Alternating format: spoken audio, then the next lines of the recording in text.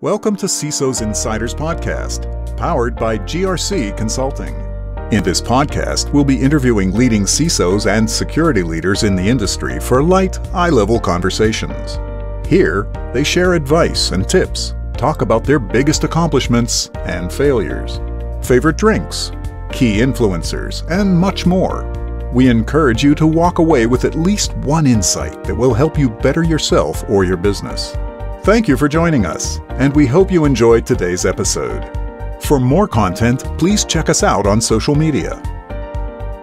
So welcome, everybody. Today I'm speaking with Wolf Goerlich. Did I pronounce it correctly? You nailed it. Yeah.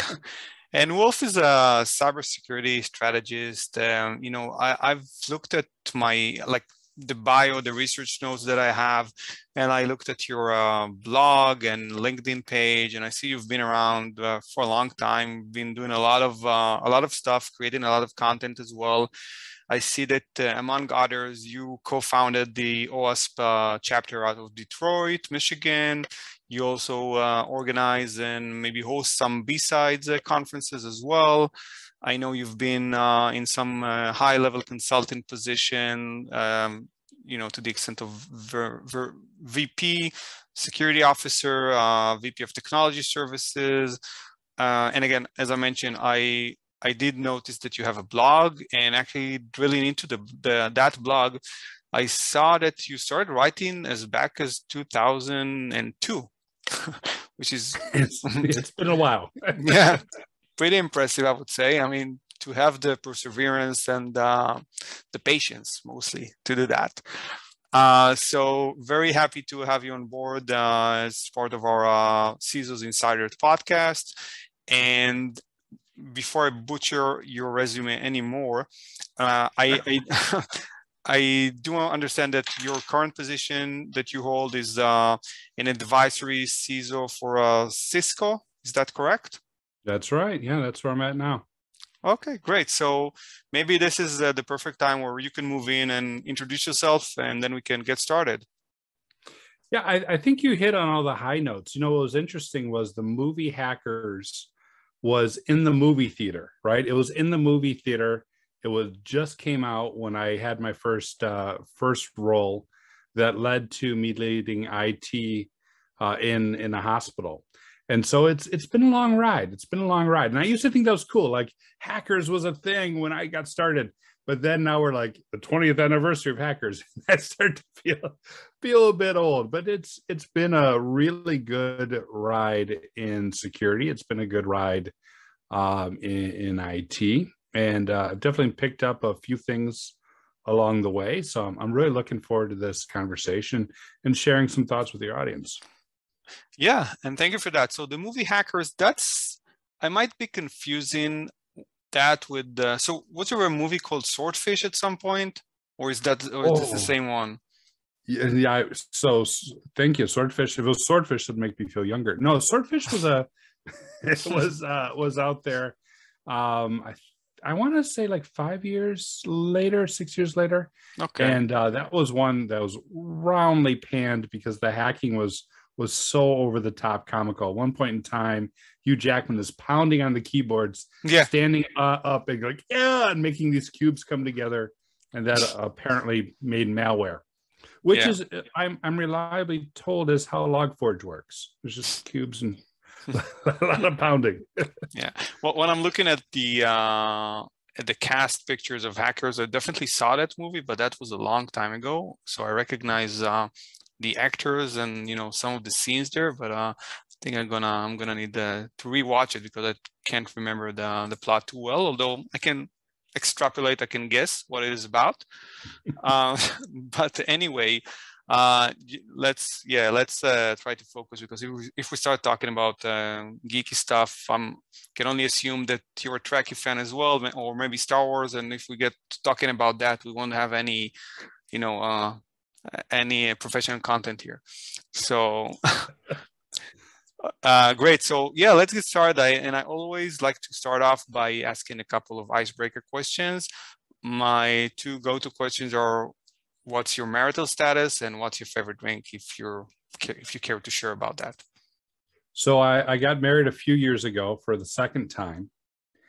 And my wife is a sex therapist. I'm, of course, a hacker.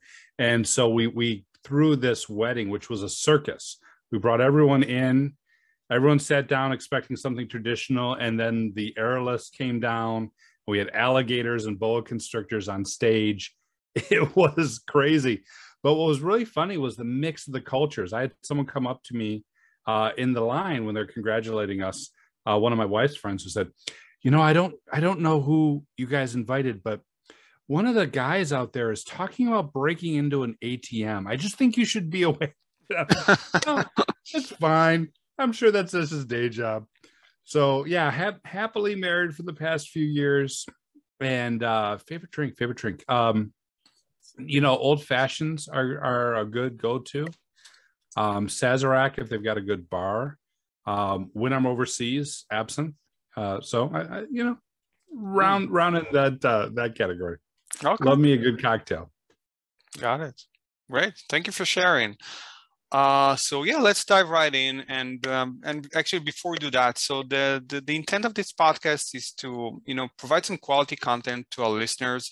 And what I'm trying to do, I'm trying to basically speak to a lot of leading CISOs in the industry here in the US, trying to learn more about their journey and their path to the current role of the CISO. And the discussion should revolve more about you and your journey. And I'm not interested in anything super technical. I'm not interested in anything about the company that you're currently working with, or even any previous companies. I'm more interested in the experiences and the path that led you to the place you are right now, if that makes sense. Got it. Great. So for those of you that just listened, he nodded his head, so I'm good to go. Yes. Yeah. we keep forgetting that audio, video, these are two separate recording. But anyway, if there's one thing that you wish you had known before you begin your career, what would that be? So I want to give you two things because they go together. The first thing I wish I had known is that I didn't need to know everything. When I got in, originally I thought, oh, well, the way you make sure that you're never vulnerable is all the vulnerabilities in your code, right? All the configurations of your system, all the IT. So I had spent a lot of time in my early days trying to keep up on vulnerabilities, keep up on systems, keep up on what was going on in the broader universe. I had my RSS feeds all configured and had plenty of news. And I just felt like I couldn't keep up on it. I felt like I could not fully wrap my hands around it. I started thinking, surely other people are doing this, right? If you're a security officer, every nut and bolt of your ship, I told myself erroneously. And so at one point in time, I stopped and I added it up and I realized, and this number has only grown, I realized that for every one day in the office, I was getting the equivalent of about 4 days worth of research and materials and things I need to learn. I'm like, this, no wonder I can't keep up. Every day I get way more than I can possibly wrap my hands around. So the very first thing I learned is you really need to prioritize. I think a lot of us who came in to security and leadership from a technical track did so because we're really good at technology, right? We're really good at making the machine sing. And it's very hard to let that go. So that's the first thing I learned. The second thing I learned is when I realized that and I overcorrected, I started really working heavily on risk management. And I think a lot of CISOs today talk about risk management and security being all about risk. And it's interesting because we got really excited about risk and speaking the language of the business to communicate what was going on because we're speaking the language of technology and being very technical, and it wasn't getting anywhere. So we then took our very technical minds and our mindset and applied it to risk. And then you get fair and you get octave and you get everything else. And then went back to the business where we explained risk prioritization tables and risk matrices and everything. And very quickly, the same business that had glazed over in terms of executive leadership on the board, glazed over when we're talking tech, glazed over when we're talking risk. So one of the areas today that I'm working on a lot is how do you communicate risk without making it overly technical and really understanding the psychology of people? Because the psychology angle, what people glom onto, how do you get things done, so much more important than a risk matrix, so much more important than knowing the bits and bytes of every CVE in your network. Yeah, and I know you mentioned the FAIR framework, and I know that's one of a few that try to quantify the risks and in a language that business understand, basically $.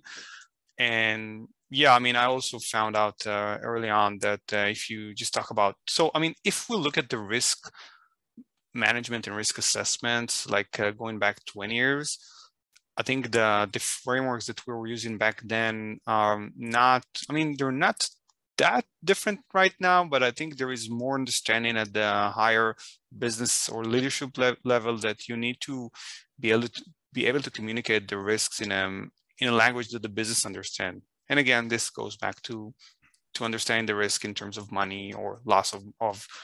And yeah, I'm curious to learn more about that if we have the time, because I know for a fact that this is one of the disconnects that there are in the market still. Although CISOs are doing a better job right now, I feel. But yeah, please go ahead.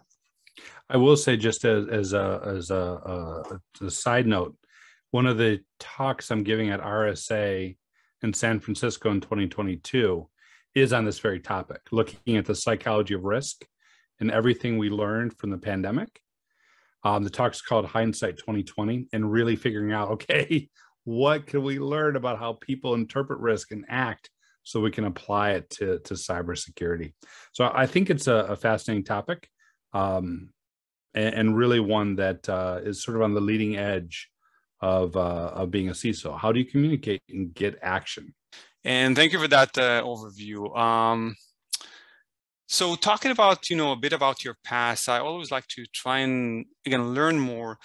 And I think personally, the best way to learn for me is based out of my failures. And I always like to ask the question, what's your biggest failure if you had one, and what did you learn from it? Yeah. So I was a security officer for a money management firm. And the firm was going through acquisition. I just didn't have it in me to unplug and undo everything that I'd built. So I took an early exit, and I went into consulting. And I thought, hey, this will be wonderful. I'm going to fix everything that I don't like about security. I'm going to build a diverse workforce. I'm going to hire all my friends who are amazing. I'm going to bring in people who speak to the community and are engaged and are active on Twitter and user groups and everything.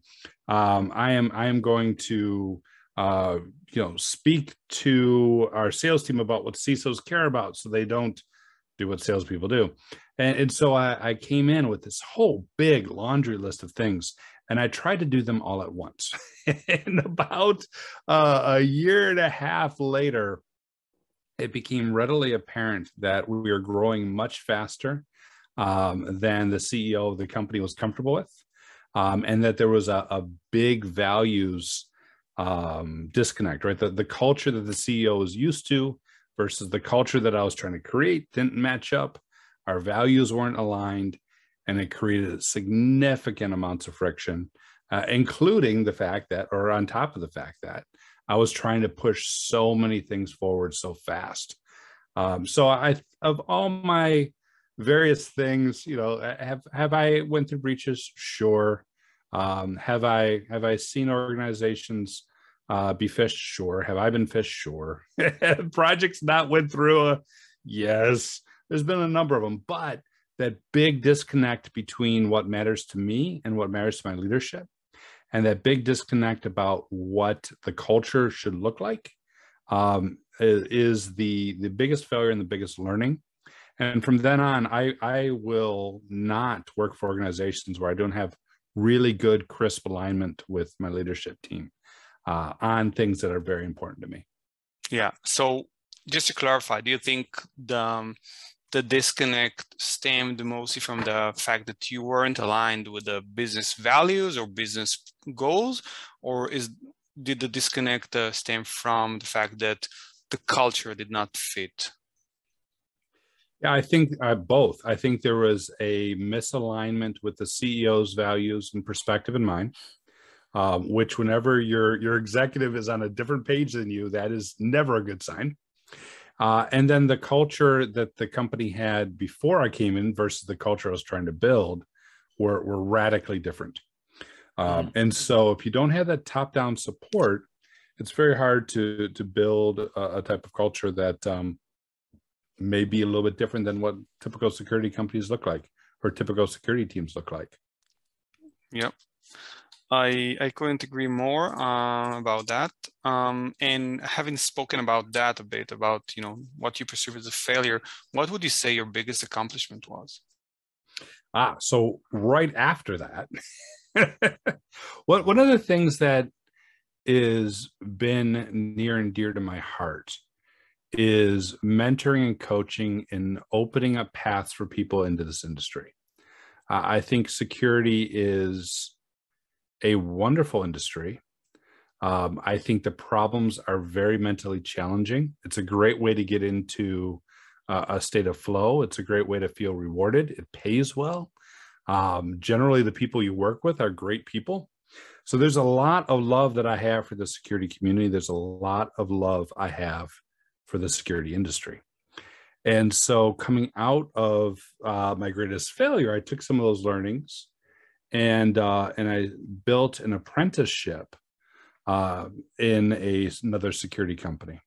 So I built some security practices around IAM and GRC, data protection, security practices around CISO advisory. But the thing that I was the most proud of was we built this little apprenticeship and we put 67 people through it, where we hired based on culture and values. We hired based on personality. And then we put our money where our mouth was, and we trained these people. We gave them real world experiences, found ways to make the work scalable so that you could come out of college and go right to work. It was really, really rewarding, and I missed it a lot. Yeah. Sounds like a big accomplishment. I can tell you that for myself, when we built the internal penetration testing team at my company, it's been a challenge, and it took us probably 2 years to get that stabilized. But I think at the core right now, it's probably one of the more professional teams I've encountered. And we already have the system to keep training them, and then the newcomers.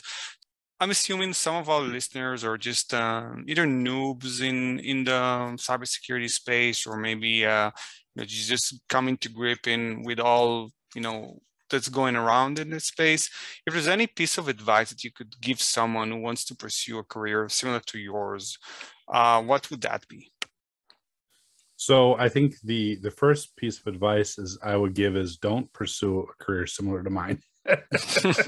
Yeah. So much has changed since the 90s, right? So much has changed that a lot of the old guard rules about, just show up and hang out on a BBS and someone will recognize you and pull you in, and then a lot of those old guard rules have changed, but some of the fundamentals haven't.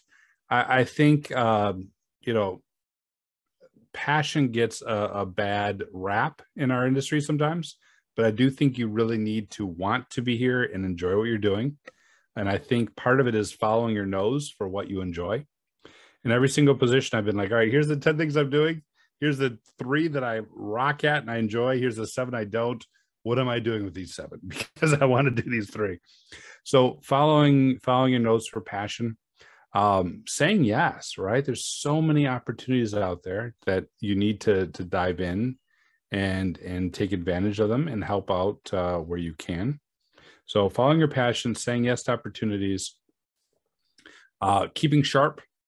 And that means not only mentally sharp, so you should be training and whatnot, but also physically sharp. I think our industry oftentimes undervalues that. Hacker fit has become a hashtag, which is good.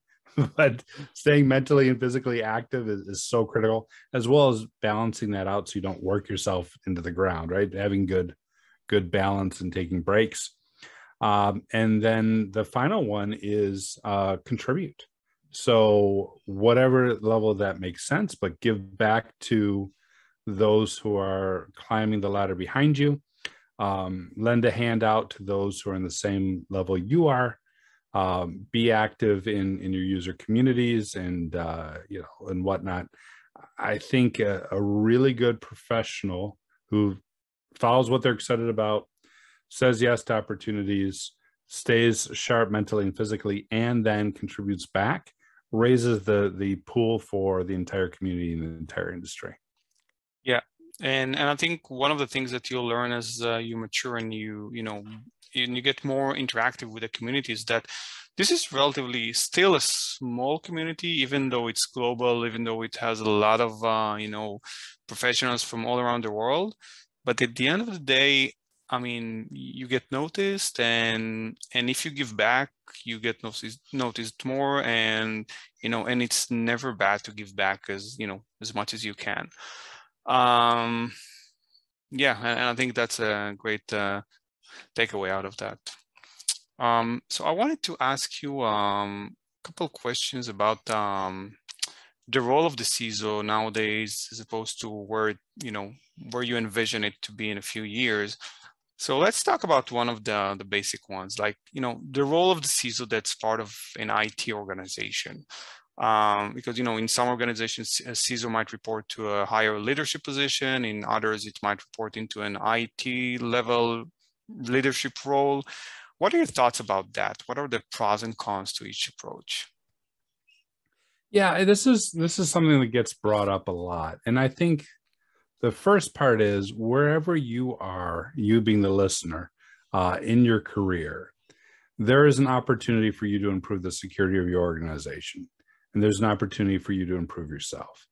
And that goes for anyone, right? If you're a developer, if you're on the help desk, if you're an IT engineer, if you're in management, your director or officer level position, you have the ability to affect change. And you should focus first on where am I at and how do I make this environment better? So, a lot of folks will say, oh, CISO can't be effective in IT. And there certainly are some drawbacks. When we look at the security outcomes of organizations, there's a recent study that looked at around 5,000 different security professionals and looked at the outcomes that they're receiving, the behaviors that they're performing. Board level reporting is really top of that. Organizations, let's take something like business continuity. Organizations that have really strong business continuity programs have leaders in that program who have board level reporting and board level oversight. By far, I mean, incredibly increased efficacy of that program. So there are certainly challenges to being part of IT if you don't have that visibility. There's certainly challenges to being part of IT if you don't have a dedicated budget. And if you're organ, if you are arguing and fighting for budget, well, clearly you're not going to be as effective.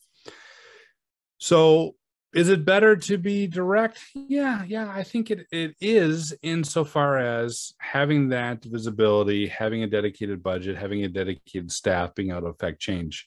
However, if you're not, you shouldn't be concerned that you can't do a good job. I know plenty of CISOs who are in the IT chain of command who are very effective. Mm-hmm. Yeah, and I know as well a few of those. Okay. What would you say are the best resources that have helped you along the way? Oh, people, by far. Mm-hmm. being networked and communicating with peers, with folks up and down the chain. Very, very often I'll run into a problem and I'll reach out and be like, hey, who's the expert in this? And someone will be like, oh, you should talk to this person. And then we have this great conversation about what they're doing and what's excellent and everything. And I can glean some information. There's a lot of books out there. There's a lot of papers. being produced in the scientific side of things. There's a lot of really good research being produced now from people like the Scientia Institute and others. So there's tons of data to read, but the contextualization and application of it is really the last mile. So can you take that document, can you take that report and then act on it? And oftentimes I find the best way to do that is to talk to someone who's doing it well and learn from them. Mm-hmm. Okay, thanks. Is there one myth or common myth that you wanted to debunk about our profession or space? You know, I like the myths. Someone asked me, how do I explain cybersecurity over the holidays? I don't want them to think it's like the movies. I'm like, no, tell them it's like Dr. or like Mr. Robot, and tell them it's like Swordfish, and have some fun with it. You know, the big myth from a CISO perspective is twofold. One, it's that we're not being proactive. And secondly, it's that we're not technical. And I think that comes from the perspective of someone on the outside looking in. It's very hard to be proactive when you had a great plan put together for December, and then a vulnerability hits and everything breaks. So in the world of security, being proactive oftentimes means having a great plan, but being able to jettison it and respond very, very quickly. Mm-hmm. And then the technical side is a lack of understanding of broad versus narrow. So there is a certain skill set where you can look at an environment very broadly and say, here's the architecture patterns, here's what we're doing, here's how the pieces fit together. And that is a really good skill set that CISO has. It's a really good skill set you see in a good security architect, with the recognition that you're not going to ask someone like me to get on the console and execute switch commands to put your logging in place and your segmentation in place. So oftentimes folks who come from a technical background don't, I think, appreciate the technical acumen that comes from being very broad and understand how all the pieces go together. Yeah. And, you know, moving on about a few related questions I wanted to pick your brain on. What would you say are the main concerns nowadays that CISOs have? You know, I'd be remiss if I didn't mention ransomware, although I think we're all tired of hearing about ransomware. It seems to hit again and again and again. So ransomware, continuity and recovery is making a big comeback. I mentioned that earlier, but on the day that we're talking about this, one of the main cloud providers was down and took down a whole bunch of services with it again. So the continuity and recovery side, now that we've moved things to SaaS applications and the cloud hosting, is a big consideration. And then much more broadly, just ensuring that security is keeping pace with the direction of business. I mean, we've are now going 2 years into the 2-week shutdown that just keeps going on and on. A lot has changed in supply chain. A lot has changed in services. And so, you know, a very broad level concern with CISOs, especially board reporting CISOs, is how is our security practice supporting the change in our operating model, and how is the security practice providing flexibility for whatever's going to come next? Mm-hmm. Okay, thank you. I mean, and some of these concerns that you just mentioned are not new, obviously, like reporting to the board and others. But yeah, I definitely see the shift with what you said about continuity, especially when we talk about cloud providers and SaaS services that we consume. But thank you. In your opinion, what are the areas that CISOs nowadays should be most focused on, or is that like basically the same answer as you just provided? Well, so I went from very, very tactical to very strategic with that list. And so to drop from very strategic back to very tactical, when we look at being flexible, when we look at responding to these threats, when we look at things being up and operational, I mean, bread and butter capabilities are still where it's at. Do we have good identity and access management? Do we have good access controls? Do we have good security culture? I mean, those types of things never go out of fashion. And then more broadly, making sure that the controls, again, are aligned with where the business is going. And that means, do we have a good understanding of our business? Especially if you're a new CISO, especially if you're a CISO in a new business and new to your role, a lot of time should be spent just understanding how the business makes money and where the real business level risks are. Mm-hmm. Yeah, and that goes back to alignment with the business, right? You don't want to 100%. Yeah, you don't want to be misaligned and then fail in some capacity. In your opinion, so it's actually a multi-tiered question. What are the most important skills a CISO nowadays should have, in your opinion? And I think you alluded to that when speaking about the business, but I would like to hear your thoughts on that. And then next, where the CISO role is going. So when we look at the CISO day-to-day responsibilities, we clearly have to have a really good control on what is happening. And some of the more business level skills, of course, and some folks need to be strengthened up, right? Basic block and tackling, budgeting, messaging, communication, storytelling.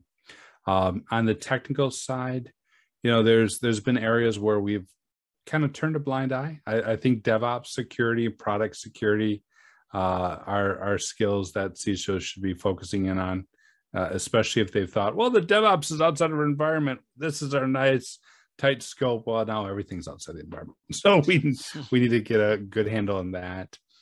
And then you mentioned my blog. One of the areas that I blog about quite frequently is design. So design thinking.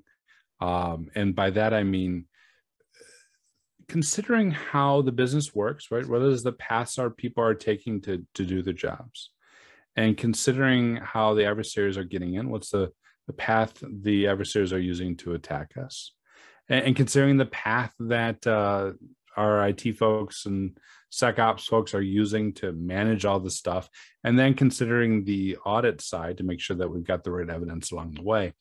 We really need to think about those four abilities, right? Usability, defensibility, manageability, auditability. We need to think about those four abilities from the lens of creating a very good experience for our employees, our partners, our customers, and at the same time frustrating the adversaries, right? Frustrating the adversaries without frustrating our users and our IT ops folks. That is in my mind still an emerging area. We oftentimes think, oh, we need to apply controls, and here's our checklist, and we'll just go down and put them in place. But really stepping back and going, all right, from a human-centric perspective, what is the impact that these controls are having? And what is the experience that we're giving to our workforce and our partners? Mm-hmm. Okay. Yeah, and so the second portion of your answer related mostly to where the CISO role is going, correct? Yeah, I think very big picture, the CISO role is going to become more and more similar to the CIO role, right? CIO role is all about how do we achieve business objectives with IT, and how do we give a great user experience? We need to do the exact same thing with the CISO role at the technical control level and at the capability level, as well as ensuring that we've got a very defensible architecture. Okay. So what do you think we will see in the cybersecurity world next then? Oh, plenty of breaches, plenty of people doing the wrong things, plenty of things unpatched. We've got some good momentum now that I feel like we've crossed a threshold when Biden released his executive order early in 2021. that said, thou shalt do MFA, thou shalt do zero trust, thou shalt do software bill of materials. We've reached a point where these security issues are getting recognized at the very highest levels in the United States, as they are in other countries. And this is going to put additional regulatory pressure. The idea that we just, do the best we can and everything will work out, as we've done for the past couple of decades. Well, clearly it hasn't worked out. And I don't know that we've got much more runway to do it. So a lot of the future side of things is going to be very quickly, very rapidly maturing and adding discipline to our security practices. Mm-hmm. Okay, I hear you on that. And you're referring to the cybersecurity posture document that the White House has published about a year ago? Wow. Yeah, well, that one was very good. And specifically, I'm thinking about the executive order that came out in May that says all government agencies and all organizations working with government agencies have to do certain security things. And the main ones, like I mentioned, was zero trust, multi-factor authentication, software bill of materials. Yeah, and I believe that's all part of this initiative of securing the DoD supply chain, if I'm not mistaken, which CMMC is a part of it as well, correct? Spot on. So what that means, if oftentimes people are like, oh, well, I'm not in that supply chain, I don't need to worry. But what we've seen is whenever this regulation starts at the top and then it goes to the next suppliers and next suppliers, and next thing you know, it trickles down. You're not in that, right? Now you're getting this questionnaire saying, if you're going to do business with us, you better be doing the same MMC and these other things. Yeah, it trickles down to a lot of related ecosystems and business sectors, for sure. Mm-hmm. Absolutely. Okay. What would you consider or define as innovation in our space? Is it more along the line of like a new product, a new technology, or is it more along the lines of introducing new practices, methodologies, frameworks, or whatnot? So I'll tackle a couple of different things in this.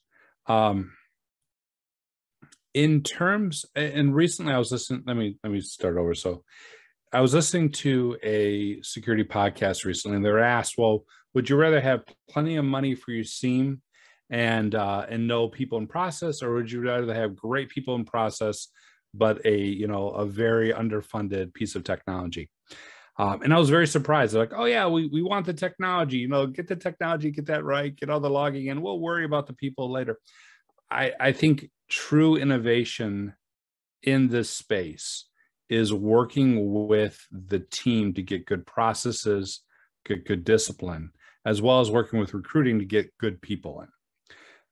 We've spent a lot of time over the past couple of decades focusing very heavily on tech, at the detriment to good process and good skill development. And I think that shows. If you look at most technologies and you assess, hey, I've got this particular tech. I mentioned SIEM a minute. I got a SIEM. How many of the features in this product are we using? It's usually around half or less. Any way you slice and dice, if you look at the technology that's deployed, organizations are usually using just a fraction of those features, and they usually don't have really good mature processes. So innovation from a top-down perspective is around people and process. We've got to do that. That goes back to the discipline side that I mentioned earlier. On the technology and the product side, we've got a couple different things. One, asset inventory doesn't work. And every single control framework starts with, give me a good asset inventory. And then everyone says, I don't have a good asset inventory. I guess I can't do anything. And so we've got to get past this idea that we're going to maintain a static CMDB, and somehow the developers are going to tell us what they've put in, and somehow the IT people are going to keep us up to date. It hasn't worked for 25 years, and it's not going to magically start working soon. So we've got to get visibility in the asset inventory in a very dynamic fashion. Just show me everything that's live and allow me to make decisions on that. And there's been some good work coming out in different pockets for products that can give you that sort of dynamic view and allow me to apply policy to things I don't even know about, right? Just give me control over everything that's touching my environment. So good people and process on the technology side, good visibility for asset inventory. And the third thing that I think is going to be very innovative moving forward is unified policy and shared signals. So when you look at zero trust, for example, if I've got 5 different applications that are all applying zero trust differently, and one of them notices that I'm doing something suspicious, how is that information shared out? If I've got a whole bunch of asset inventory, how am I making good policy decisions uniformly? We need to create a better backbone for these types of things. It needs to be shared, it needs to be integrated. And there's some work on that process, but that those 3 areas I think would be very innovative and push us forward quite a bit. Okay, thank you. Switching gears here as we are almost at the end of our allotted time. So a quick question about vendors. Is there anything in particular that you're looking for in a vendor? Yeah, so I've mentioned a number of times giving back. So needless to say, what I want to see is vendors that are contributing to the security industry through good articles, through leading edge security research that is data driven, that isn't just, oh, here's what we think, right? That is data driven research so we can make good decisions.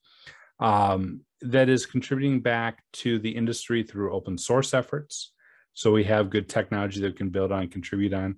That is giving back to industry through integrations, that shared signals, that unified policy I mentioned earlier. Also vendors that's giving back to the community. One of the first things I look at as a vendor is, does it support local security B-sides events? Does it have folks who are out speaking and presenting and sharing information?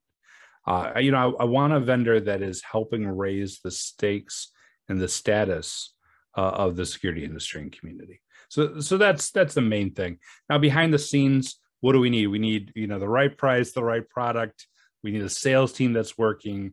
We need a customer care team that cares about the customer. And I wish these were all no-brainers, but oftentimes they're not, right?